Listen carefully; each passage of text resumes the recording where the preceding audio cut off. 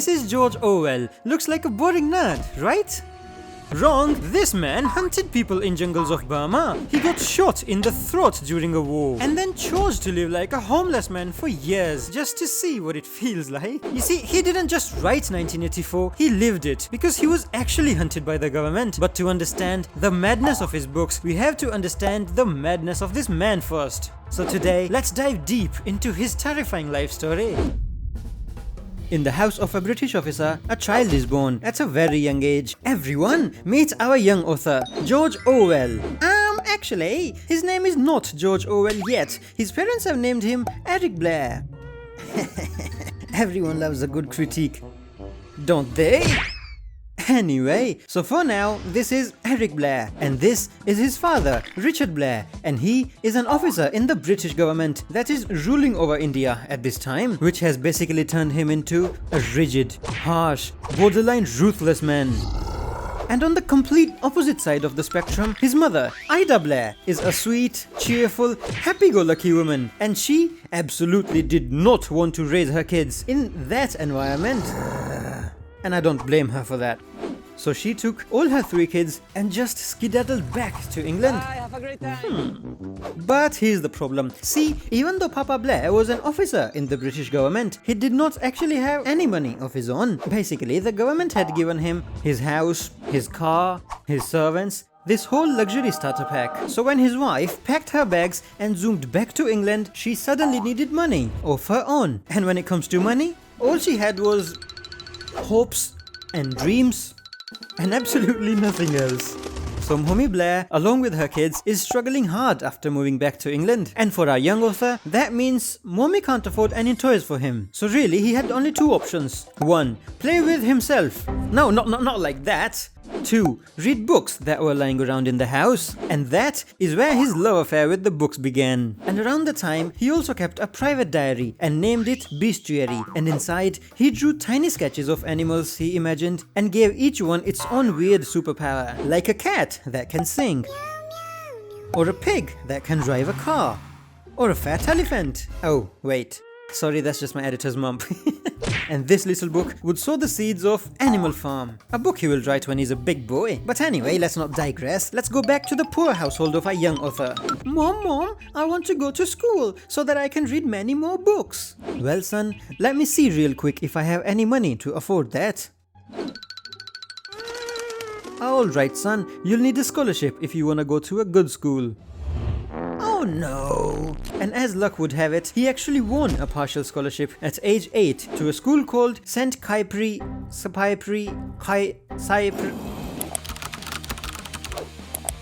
Saint Cyprian. Yeah, that. Now, this was a very famous preparatory school, which basically means it prepares tiny little British boys to become slightly bigger British boys and go to elite institutions like Eton. But here's the funny part, Eton still exists. And sure, I understand needing a scholarship for university, but a scholarship for a school? How much can a school even cost? Surely it can't be that bad. What?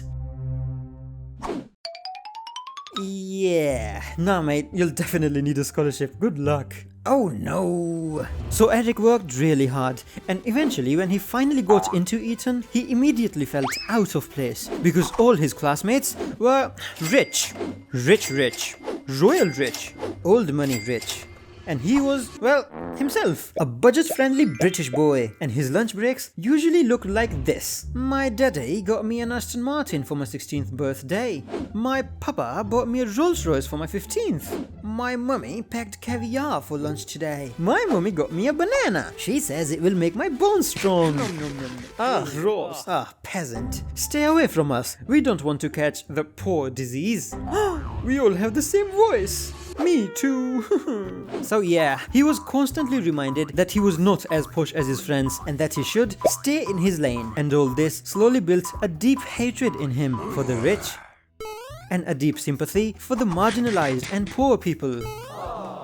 And by the time he was 18, Eric realized something horrifying, that unlike all the fancy boys at Eton, he could not just go to Oxford for further studies. Well, because 1, his family couldn't afford it, and 2, it would just be more fancy boys, the same ones he already despised here. He did not want to become one of these rich dweebs. He wanted to do something radical. And something radical He did. He dropped out of Eton. Then he joined the Imperial Indian Police Force. And then he sailed to Burma. I am going away from all these pretentious rich white people. I will live a life of modesty and honest living in Burma. Yeah, I don't think he has read his own biography yet. Officer Eric Blair reporting for duty, sir. Welcome to Burma, Eric. Very excited to live a good life of honesty here, sir. Honesty? We are colonials, boy. Wait, what does that mean? Oh boy, you have a lot to learn about colonialism. See, we are the colonial Britons and they are our subjects. And rule number 1, we have to be rude to our subjects. And when I say rude, I mean ruthless. And when I say subjects, I mean slaves. Huh?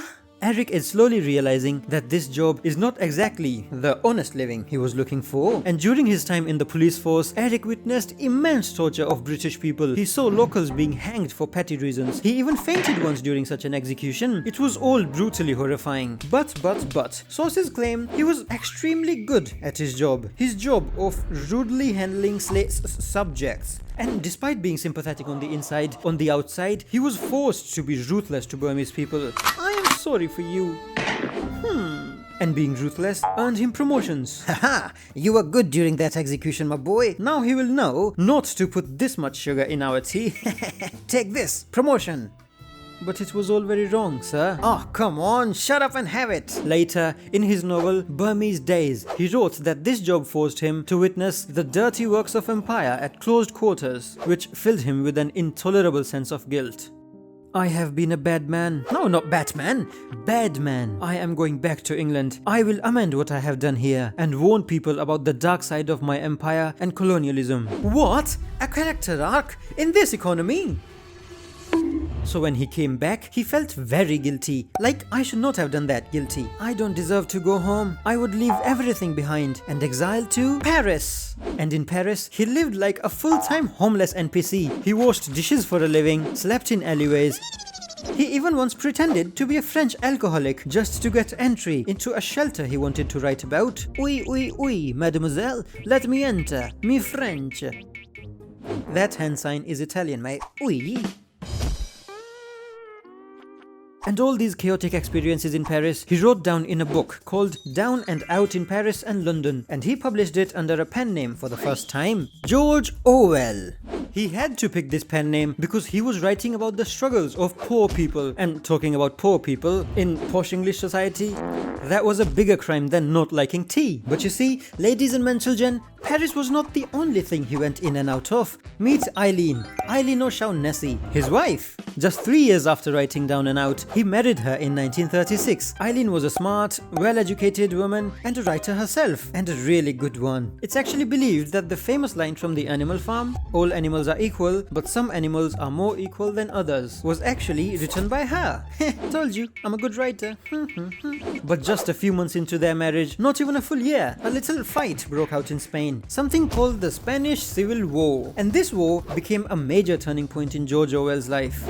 What's a Spanish Civil War, Bubbly? Well, that's Professor Bubbly to you, fella. Take your seat, I will teach. Okay. Yes. We all sound the same. Me too. So listen carefully, class. In Spain, a little fight broke out, something called the Great Spanish Civil War, and there were two sides in it. Team 1, the good boys. They wanted everyone to have equal rights, everyone gets treated fairly, and against them was Team 2, the bad boys. They wanted no more equal rights, no more fairness, only rich people get the benefits. So naturally, George Orwell wanted to fight for the good boys. He went to their camp and... Please guys, hire me. Shoo, you British man, we don't want help from your kind. Bugger off. Now, a normal person would bugger off, but this is George Orwell we're talking about. So he went to a little group of militia called POM, who did let him fight on the Spanish side. I am finally in the war. I will serve the world. He geared up and got ready for the battle. I will show these scoundrels the British way of fighting. Come on then, come fight. Face me, you little bit. He gets shot immediately by a sniper, and the bullet went straight through his throat. He barely survived and had to stay in hospital for a while. And when he got better, he went back to fight again. But surprise, the team he joined, POM Militia, was now banned by their own side. Yup, the good team betrayed their own teammates, all because of internal political conflicts. What? My own side betrayed me? Sir, I have a doubt. No one cares. Shut up. And hence, our author and Eileen were forced to hide. To keep a low profile, they slept on the streets to avoid being recognized and arrested by their own former friends. And eventually, they fled Spain and returned back to England in 1937. Great vacation, gentlemen. 0 out of 10. Would not recommend. Hold the video. I have something to say. These are a new style of videos that have never existed on YouTube before. We're trying to mainstream this genre of videos. So if you like them, please click on the like button and tell me who we should cover next. Or else. Huh? And tell me who we should cover next. Or else. Huh? Huh? So where was I? Yes, so Orwell finally returned back to England, wounded, exhausted, and 100% done with everybody's nonsense. And during his time in the war, he got, wait for it, the same thing that every other author in the last 10 videos have magically received. That's right, tuberculosis! Remind me to never become an author again. And along with that, during his time in war, he wrote another book called Animal Farm, but all publishers refused to publish it. They said, what is this? Talking animals? Tell me one thing, do you drink? Occasionally, yes. Why do you ask? No, I mean, did you drink before writing this? Don't worry kids, we'll talk about this book later in the video. But even though Animal Farm kept getting rejected, his older books suddenly started selling like hot chocolate. He was becoming more and more famous every single day. Then one morning in 1945, he woke up, stretched, and looked around and found out that his wife, Eileen, had died. Yeah, his whole world collapsed. He fell into depression and he moved to a remote island called Jura in Scotland, middle of nowhere. Population? Him. Some sheep. And yeah, that's about it. And it was here when he wrote his magnum opus, the book that would turn him into a legend. 1984. But remember the tuberculosis he picked up earlier? Yeah, it returned. Worse, much worse. And it got so bad, he had to be hospitalized. George Orwell died tragically young, aged 46 on January 21, 1950. But as he was dying, his books had started to gain some momentum. He was getting popular as a visionary figure whose warning against the dangers of power and the corruption was spreading like a wildfire amongst the masses. So now, let's talk about one of his most famous works. Welcome to Manor Farm, a tiny little farm run by a tiny little man who is, how do I put this nicely, a certified chronic alcohol enjoyer, Mr. Jones. And on his farm, he's got everything, pigs, sheep, horses, chicken, basically an entire Minecraft server. But amongst these animals was an old boar, and one night he had a dream. Guys, come stand around me. I had a dream, and I want to share it with you guys. What now? I've got things to do. What does he want? And the TED Talk began. Oink oink, gentlemen. I had a dream that we run this farm, and humans never rule over us. Ever again. Observe, humans exploit animals. They take everything but give nothing back. They take milk from our cow friends, wool from our sheep friends, learn positions from our doggy friends. Oh, wait, you get the point, right? Yay! Yay! Yay! And hence the animals realized that what they needed was a revolution to overthrow their human bosses. And the revolution they got because Mr. Jones, our beloved certified alcohol enthusiast, went on yet another drinking marathon one evening and forgot to feed the animals for 2 whole days. Guys, this man is having a party while we are starving. What do we do? I have a plan. Really? So next morning, when Mr. Jones finally stumbled into the barn, like, alright, who wants breakfast? Why are you making that sound? Why are you looking at me like that? Bah! Get his ass! Oink oink, motherfucker! Attack!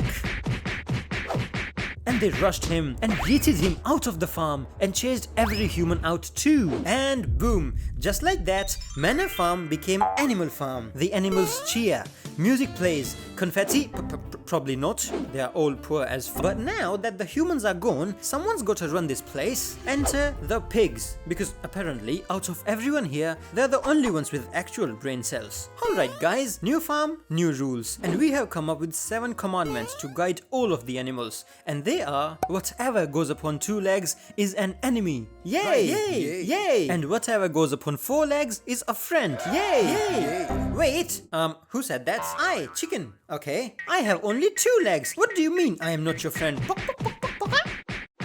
Okay.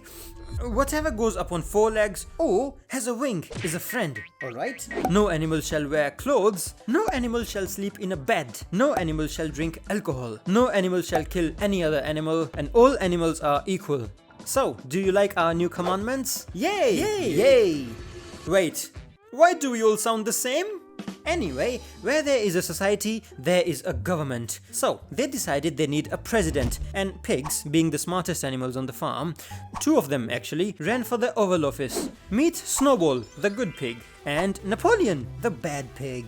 These 2 are running for presidency and they don't like each other very much. You look stupid. No, you look stupid. You look like a fat pig. Well, yeah, I am a pig. Duh. Oh. But you see, Napoleon was a cheater, and by using some tricks that I definitely won't tell you here, to find out how, you gotta read the book, you lazy fuck. He somehow won the election and even threw Snowball out of the farm. Well done, everyone. You stupid animals have now elected a stupid cheater pig as your president. Oh my god, he sounds like us. And remember those 7 commandments? Yeah, now that Napoleon is the supreme leader, he quietly starts breaking them. Remember this one? No animal shall sleep in bed. Well, the pigs start sleeping in beds. No animal shall drink alcohol, you say? Well, the pigs do like to get a little tipsy every now and then. And when the animals asked him, "Oi mate, you are breaking the commandments," they're like, no. It says, no animal shall drink alcohol. In excess. Oh, alright. But, surely you can't sleep in beds. That's a human thing to do. That's evil, you buffoons. Oh, my dear animals. It says, no animal shall sleep in bed. Sheet. And we don't use bed sheets. We sleep without them. We raw dog the sleep on mattresses. We are not evil. Don't worry. But we are all equal, right? Yeah, but you are forgetting something. All animals are equal, but some are more equal than others. This story then dives deep into how power corrupts a person, how greed can turn someone against their own kind, and how this story ends. Well, I won't tell ya. You gotta read the book for that. It's actually a super short book. Read it. Or else, we'll continue everything in part 2, covering the rest of the Animal Farm and the book 1984. Bye!